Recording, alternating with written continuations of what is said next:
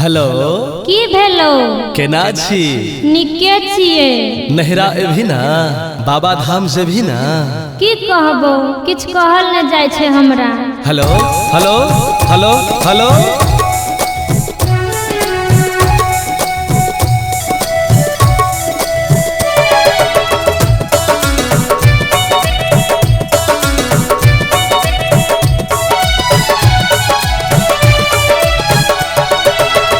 ससुरा से कहिया एबही, ससुरा से कहिया एबही नैहारा बागे जान। ससुरा से कहिया एबही नैहारा बागे जान। तोरा बिना जेबै कोना देव घरा बागे जान। तोरा बिना जेबै कोना देव घरा बागे जान।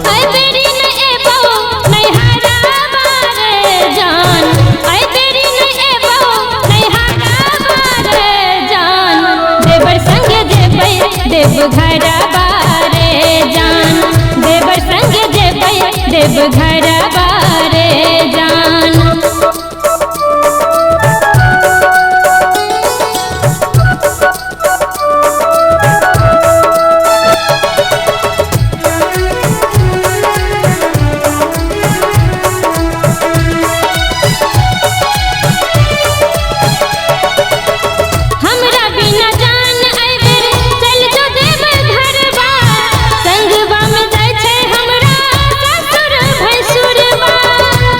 बिना जान कोना कटते डगरिया, असगर कोना जेबे बाबा के नगरिया। हमरा बिना जान आइबे चल जो देव घरबा, संगवा में जाय छे हमरा ससुर भैसुरबा। जेबे संग सोचने छलिए एबेर बाबा धाम गे, पूरा न हेते आब हमर अरमान गे। पूरा न हेते आब हमर अरमान गे। आई बेरी न एबो नैहारा बारे जान, आई बेरी न एबो नैहारा बारे जान।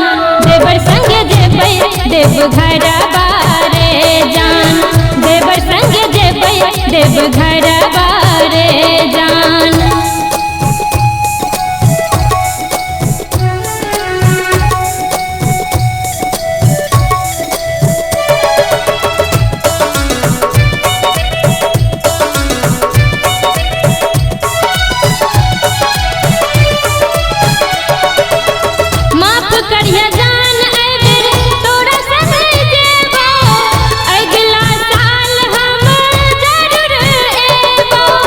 अगला साल के देखल के गरानी, कखन खत्म हेते हमर जिंदगानी। माफ करिया जान आइबे तोरा संग जेबो, अगला साल हम जरूर एबो। तोरा संग जाय वाला पूरा परिवार छो, हमरा संग जाय वाला कोई ने यार छे। हमरा संग जाय वाला कोई ने तैयार छे। आई बेरी नै एबो नैहारा बारे जान, आई बेरी नै एबो नैहारा बारे जान। देवर संग जेबै देव घरा बारे जान, देवर संग जेबै देव घरा बारे जान। ससुरा से कहिया एबही नैहारा बागे जान। तोरा बिना कोना जब देव घरा बागे जान। तोरा बिना कोना जब देव घरा बागे जान।